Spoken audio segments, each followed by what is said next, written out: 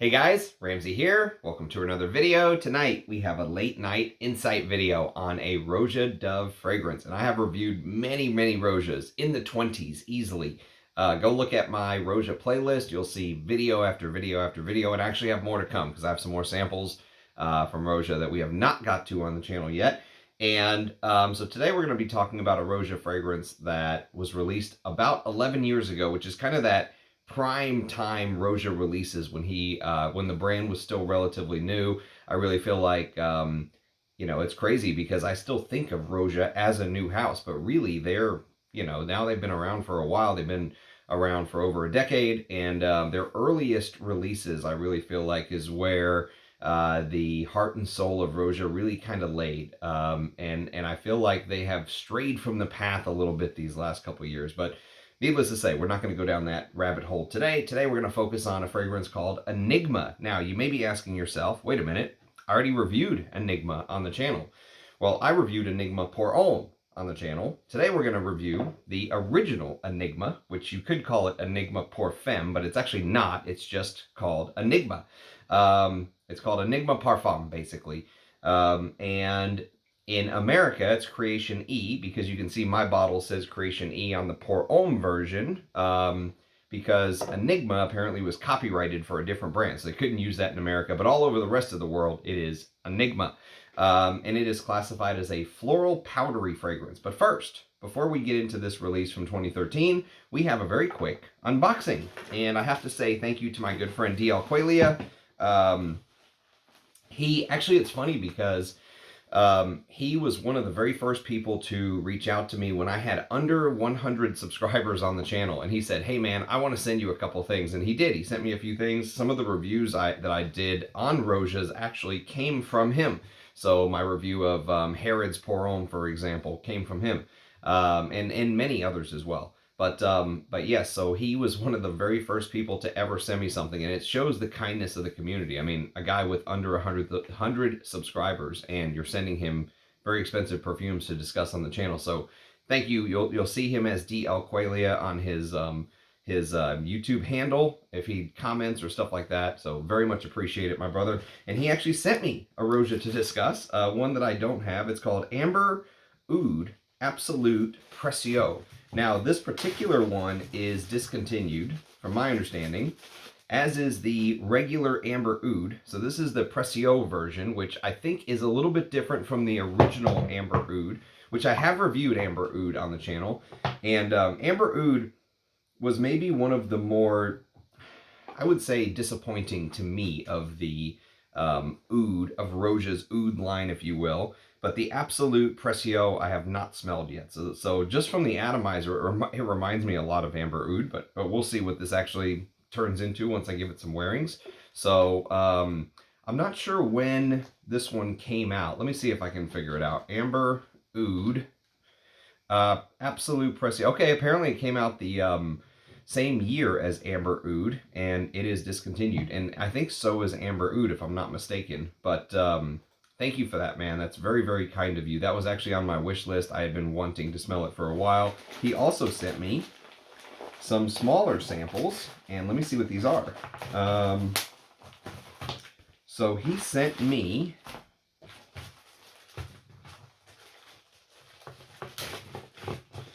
so the first is Costa Azzura Parfum, which actually another one I've been wanting to smell for a while, Costa Azzura Parfum, and I believe this is a much newer release. Let's see when this one came out. Costa Azzura Parfum. So the Pure Parfum came out in 2022. The original Costa Azzura came out a decade ago, which is crazy to think about because that also seems like a new fragrance, like in my mind. So Costa Azzura Parfum came out in 2022. And it's Cypress, Italian Lemon, Oakwood, Cistus Absolute, and Amber. So yes, another one I can scratch off the wish list. And then he sent me Christian Dior Lucky Esprit de Parfum, which, is this one of the new ones? Is this one of the new Francis Kirkjohn ones everyone's discussing? Lucky Esprit de Parfum. Yes, it is. It is one of the new ones. So this is one of the Francis Kirkjohn releases that everyone's been going crazy on. And see, this is why I usually am just patient. And then, you know, if something like this falls in my lap, I'll talk about a new fragrance. If not, then I'll just review whatever the hell I want to review, you know? So, but yes, this is one I may prioritize, since some people have been asking about this new, you know, La Collection Privé, or whatever the hell Dior calls it now. The Privé collection, the new releases. This is supposed to be Lily of the Valley and leathery notes, which sounds kind of nice to me. Green, floral, leathery is what I'm guessing it's going to be. So yes, I will put that on the decant list. And then two more, and then we'll get into the review. This is Ex Nihilo Lust in Paradise. Not Lost in Paradise, Lust in Paradise. And Paradise, this one is a 2019 release, the Eau de Parfum, and it is pink pepper, white peony, lychee, musk, amber, and white cedar. Louise Turner is the perfumer. So very, very interesting stuff. Lust in Paradise. I'm guessing this is just the regular Lust in Paradise. It doesn't say anything else. So Eau de Parfum. So very nice. And then finally, one more. We have this little bad boy right here, which is Hermes. What are you? You are Hermes. Oh, I got to open you up to see. Well, let's open you up and see. What are you? Oh, there's some stuff in here. Maybe it's not Hermes. It's other stuff. Nice. I like how this is a little Hermes bag. Even the packaging on Hermes is classy. You know, it looks like one of their little baggies. Very nice. Well done, Hermes. Well done. Tonka Sarrapia 75. I have no clue what that is. Let's look it up. Tonka Sarrapia. Tonka Sarrapia. Oh, this is one of the Guerlain. Oh yeah, this is one of their crazy expensive extraits that they put out last year. It's supposed to be a sweet gourmand of tonka bean, bitter almond, cacao, coumarin, spices, and vanilla. Thierry Vassar and Delphine Jelk worked on this one together. And then we've got Vanille, Planifolia. These are supposed to be pretty expensive from what I remember. Vanille, Planifolia, Extrait 21. And the numbers mean something too, but I forgot. Like maybe this one was like the 21 days it takes to, you know, let vanilla cure. It was something like that, you know. Vanilla, amber, myrrh, spices, and white musk. Oh, here we go. 21 is reference to the 3-week soaking of the harvested vanilla beans in alcohol to extract the vanilla fragrance. Okay, so my memory is not completely shite. And then we have Feve Gourmande. I think that's a Guerlain as well. Feve Gourmande.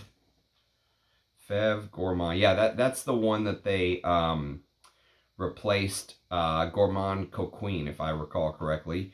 And that's cacao, rose, spices, smoked tea, patchouli, and rum. And then we have this little bad boy, which is Oranger Sirocco, the new Les Indemodables, which I've been wanting to smell for a long time. I have a lot of Les Indemodables samples now. Maybe a live stream will be in order, but honestly, I think they deserve to be given their time in the sun one by one. So this is, maybe I'll even wear this tomorrow and do a review, do just like an early impression video. This is Laotian Cinnamon, Moroccan Orange Blossom Absolute, and Moroccan Petit Grand. So we shall see. Antoine Lee's the perfumer, always high hopes. And then finally we have Roja Enigma by Hermes. I have been wanting to get my hands on some juice from that Hermes collection because I got a chance to smell some of them in the store and I was actually really impressed, but it's hard to make judgments when you're just in a store, you know? So I'm glad that this came my way. This was a 2004 release.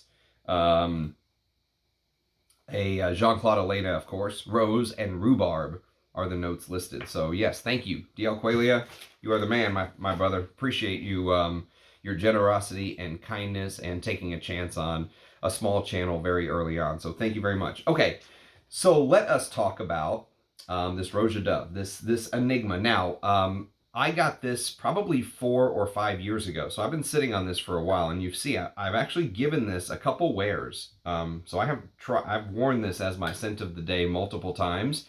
Today I'm just wearing it as kind of a late night kind of scent of the night, because my scent of the day is this little bad boy. It is Cuir Cannage, again, which I wore this during the Robes 08 interview that we did with Mark. But I'm getting ready. I'm going to try to review this too.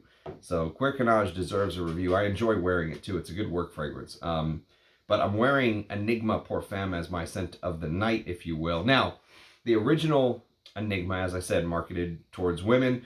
I've got a comparison video on the channel of the pour Homme if you want to dive into that a little bit. And so this is basically a Enigma for women, is kind of a sensual, warm, floral oriental, a floriental as it's been known to be called. It's a fragrance that regularly gets compared to Lancome Tresor from 1990, which I may have a sample floating around somewhere, but I can't remember if I had a chance to smell it or not. So since I can't remember it, I can't say whether that's true or not, but Tresor gets brought up over and over again. And like I said at the beginning, this is that era of Roja where I really think the meat and potatoes of his best releases came from the time the house was founded, you know, until things really started to change with releases like Apex and Isola Blue and stuff like that, you know, Isola Soul and all the other crazy stuff they're doing right now. Many of his vintage fragrances are heavily inspired by Guerlain fragrances, and he worked for Guerlain for 3 decades, from my understanding. Some have opined that Mr. Roger Bird kind of ran off with Guerlain cookbook on his way out, but you can leave that to your imagination. I won't say one way or another on that, but his knowledge of vintage perfumery has always impressed me, okay? That's one of the things I really like about the brand. The other thing is the quality of the materials and the ingredients. You usually are not going to get some big fat stinking amber wood in his fragrances. They are usually very well done with some of the highest quality materials for a niche house like this, okay? Now, using a fragrance like Lancome Tresor, which came out in 1990, if I'm not mistaken, would not surprise me. And it's interesting because if you look at the bottle of Tresor, it almost looks like this big, huge diamond, like a diamond ring or something. And there's definitely this diamond or jewel characteristic to the bottle of Tresor. Now, if you listen to the blurb that Roja says, he points out this diamond idea. So let me just read you the blurb. So the quote says, "Unravel the mystery," okay? And here's the description. By the way, this is the Pure Parfum that I'm discussing here. So this is the Pure Parfum. There's also, I think, a little bit cheaper EDP, which is not as expensive, but we're going to be discussing the Pure Parfum. So here's what he says. "Across a crowded room, an elusive beauty appears deep in thought, half illuminated by rays of golden sunlight, half shrouded in shadow. One becomes hypnotized by her silhouette, a second glance, a stolen look. It's never appropriate to stare, so hungry glances are flicked her way. Where is she from? And what is she plotting? Like the light playing off her jewelry, there's a glint in her eye, a certain je ne sais quoi as at play, that could turn your world upside down. Bathed in a glow of citrus, ylang-ylang, and sandalwood, this golden creation centers around a squeeze of sensual peach, a hint towards something tempting to sink your teeth into. Nothing is quite what it seems. Something deeper weaves its way out from the shadows of the sunny scent. Touches of ambergris and musk telling a story of warm skin and whispered scents." So Roja basically says, Enigma is a scent for the kind of woman who doesn't just grab people's attention, but holds it. She has an air about her that can stop you in your tracks. Do you know her from somewhere, or does she just have the certain it factor? That's what I wanted to capture in the fragrance, something that feels both familiar and ambiguous at the same time. Therefore, I knew I needed to be a contrast of light and shade. So he goes on to discuss, the central note of peach, layering it with ylang-ylang, sandalwood, and ambergris to make sure everything blends beautifully. And it does blend beautifully, to be fair. So Enigma, to me, to my nose, basically opens up with this very classic bergamot, almost so classic that it kind of reminds me of the way Guerlain used to use their bergamot in the all-time classic Guerlains from the past. Just this big, fat bergamot that seems to add shine and sparkle to, you know, even the heaviest creations. And even though there are bits and pieces of this, I wouldn't use maybe like light and shade. Really what comes to mind for me is like heaviness and sparkle, right? Those two sort of contrasting idea. You know, the sparkle and this really heavy feeling that just seems to almost be weighing you down, right? This kind of contrasts that a little bit. And so here, the bergamot on the top just seems to give you this murmur. It murmurs to you in this beautiful, soft, floral, powdery way, okay? Very elegant in manner, very soft and elegant. This is a fragrance to me that sort of represents the way high-end, feminine targeted fragrances can pull off a powder note, a soft powder note that I find as a man just alluring. Again, I've worn this as my scent of the day many times, couple times. I've worn it to bed multiple times, a handful of times. And if you've seen Roger Bird, the man, not Roja Dove, the you know, brand owner, but if you've seen Roger Bird, the man, ever do any videos with like Sebastian, the perfume guy and stuff like that, if you've ever seen the way he holds the bottle. So when he's going to spray a blotter, he doesn't spray the blotter, you know, he doesn't spray it like this. He doesn't just spray it. He sprays it way, he holds the bottle way up here and just lets the juice kind of fall onto the blotter, right? And so if you just imagine that in your head, soft little, from the atomizer, and his atomizers are very, very good, right? So just imagine the fragrance almost ever so delicately, softly falling on the blotter. For me, that's one of the best analogies of the way that when the fragrance really starts to open it up, when it goes from that bergamot to kind of what comes next. Because after that bergamot, which is kind of spicy and also fruity, it kind of really prepares you for the heart and soul of the fragrance, where the florals, the powders, the very soft, almost vintage smelling sandalwood tends to kind of come through here. And here you realize right away that Enigma sort of comes at you with everything at once, you know? Sometimes vintage fragrances take hours. Sometimes they're constantly changing 6-8 hours in, and they take a long time to kind of transform into their final form, or their late dry down, whatever you want to call it. Enigma kind of goes through small wiggles here and there, but there is not this vast transformation, you know, like a caterpillar kind of transforming into a butterfly. That does not happen with Enigma, to my nose. This shows you pretty early on its true character. The wiggle it goes through, though, the little bit of change as time goes on, the bergamot going to the full form of the fragrance, you know, that kind of thing. Once you get into the late dry down, it turns muskier and stuff like that. But pretty early on, it's going to show you who it is. And then over time, there are these very slow, I would describe the fragrance breaking down and changing as a very, very slow and soft process, okay? Slow and gentle, and this very soft shift over time is how I would describe it. Words like whispery and powdery and puffy, and, you know, those are all ways you can kind of describe the scent. On one hand, okay, on one hand. So one thing I will tell you is, to my nose, the florals here are very hard to separate from each other. So here, let me give you the full kind of note listing, if you will, according to Parfumo. So here's what they say. Excuse me. Actually, let me take a sip of water first. Cheers. Okay. So, bergamot on the top, peach, May rose, ylang ylang, geranium, jasmine from Gross, heliotrope, and neroli in the heart, with a base of sandalwood, ambergris, iris, musk, vanilla, and patchouli. Okay? So, when you look at that floral heart, that is a pretty big floral heart. And you may think, oh, you're going to get the freshness from the neroli, and you're going to get the white floral part of the jasmine and all this stuff. And actually, to my nose, what ends up happening is the florals just kind of come together, and they just form this like floral accord, if you will.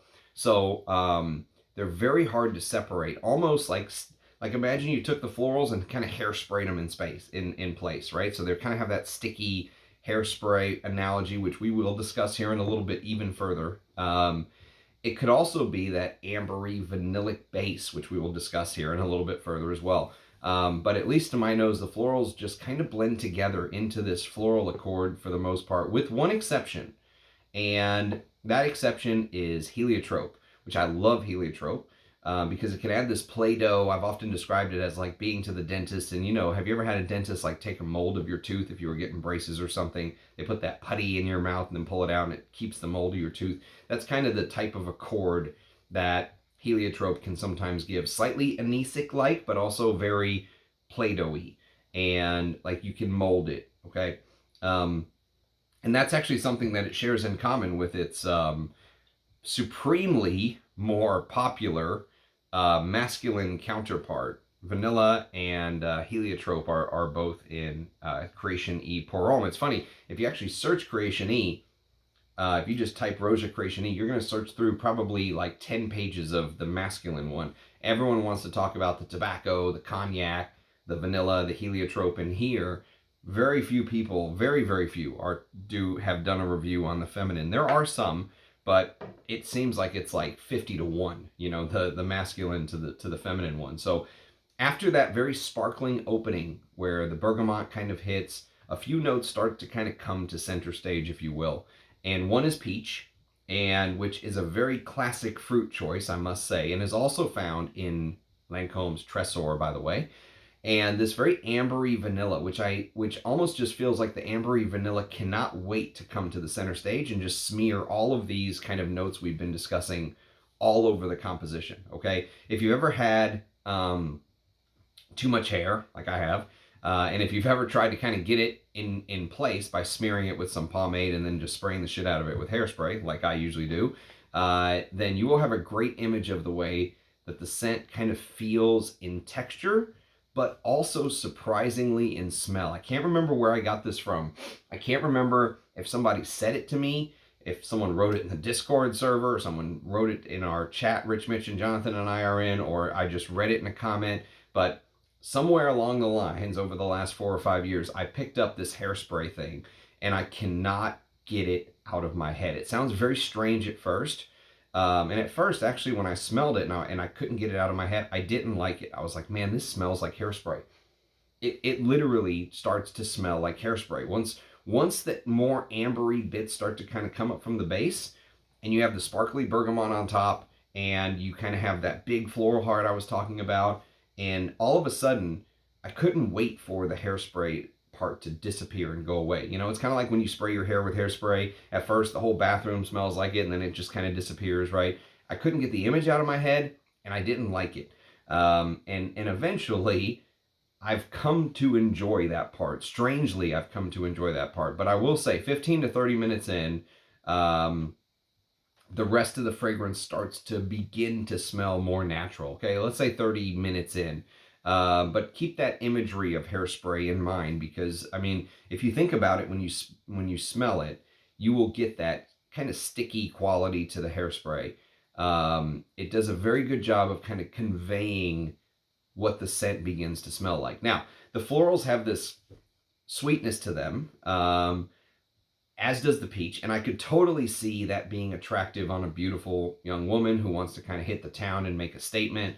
I could see this at a very classy event, but honestly, as a man, you would think that the sweet aspect of both the peach and the florals and that ambery vanillic base would be something that I would absolutely hate, but I've actually become strangely quite fond of the scent. I will say that salon, nail salon, hairspray image, if you can get that in your head, I've never smelled a fragrance that better captures the salon. You know, like I see, imagine like women in that little thing they put their heads on for the perms and stuff like that, and nails getting painted somewhere out there, and it's just, this is the salon fragrance to me. It's very strange, but it has become synonymous with the salon. Now, for a competing narrative, if your nose does not pick up the hairspray salon thing like mine, just imagine this kind of candied peach, like a sugary, saccharine, sweet, syrupy, candied peach. And then using a honey dipper, which you've ever seen the Honey Nut Cheerios, that's the thing that the bee holds and flies around and puts honey on everything. It's called a honey dipper, or I think it can also be called like a honey wand or something. But they use it to kind of coat honey, which I need to get one. That looks really damn cool, to be honest with you. But instead of just honey and peaches like you would expect, there is a certain enzyme in the honey that like breaks the peach down from within. Imagine this, by the way. So imagine you're holding this peach and this honey hits it and the enzyme like starts to liquefy the inside of the peach. And so all you're holding is like the harder outer skin of the peach, right? The insides are beginning to melt. And you take that outer skin and you just smear it all over the fragrance and maybe on your skin. And so you get this smeared floral, smeared like ambery sort of vanillic thing in the base with some musk and stuff like that. But you also have real ambergris in here. And if you can imagine taking that image of the candied peach, smearing the bergamot and florals on your actual skin, and the ambergris starts to give off this bit of like delicate, soft, feminine skin smell, which I find quite alluring. And the ambergris in here, I mean, Roja says he uses real ambergris, so if he says it, go off of what he says.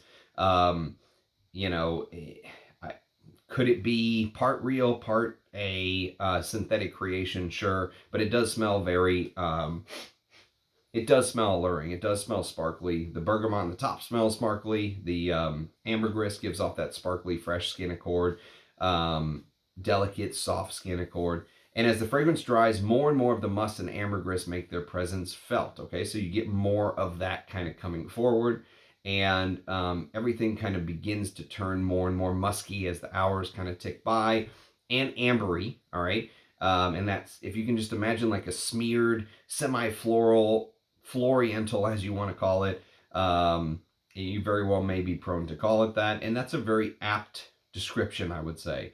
You know, and it does have that contrast. Roja said the contrast was between light and dark, and I would probably say in my mind, I get the heaviness of the ambery base, which what's so interesting about this release to me is this is also the time where I think amber fougères really started to take off. So you started to see masculine fragrances that use that fougère, you know, blueprint, classic blueprint, adding more ambers and vanillas and stuff like that in the base. Zeno is one. Heritage by Guerlain is another. I love those type of fragrances, but this feels like they kind of took a traditionally feminine fragrance and tried to do kind of something similar. And, you know, I wonder if Tresor was kind of trying to do something similar as well. I don't know that fragrance, so I can't really speak to that, but it certainly wouldn't surprise me. Now, I would never buy this, okay? Especially not at $535 for 50 mils. You heard that correctly. It's just absolute pain and suffering. But I have enjoyed my decant, and I also really enjoyed getting to know it. So even though I think Roja's prices are absolutely obscene, I do find this era of Roja creation, of which this falls into, let's say 2013, you know, where he was using vintage perfumery as like this lighthouse in the fog to kind of find his way, if you will. Just beautiful. And quite frankly, I really did enjoy getting to know this. A buddy that I actually bought a fragrance off of threw this in for free years and years ago. And I was like, sure, you know, this was well before I had a channel, years before I had a channel. He threw this in. And so I've had this decant for a long time. And I've enjoyed getting to know it. So if you have any experience with Roja's Enigma, Parfum, as we'll call it, leave it in the comments. I'd love to hear your thoughts. Thank you, my brother DL Coelia, for sending these beautiful decants. Cannot wait to talk about some of these on the channel. As always, it's a pleasure doing these for you guys. Thanks to everyone who's been liking and subscribing and all that stuff. Our subscribers really jumped after the Robes 08 live stream and the 10,000 subscriber A to Z videos, which I did one on vintage, one on niche and artisanal. So I hope you guys are enjoying those lists. And as always, it's a pleasure. Thanks for being here with me. Cheers, guys. Have a good evening. Catch you next time. Bye-bye.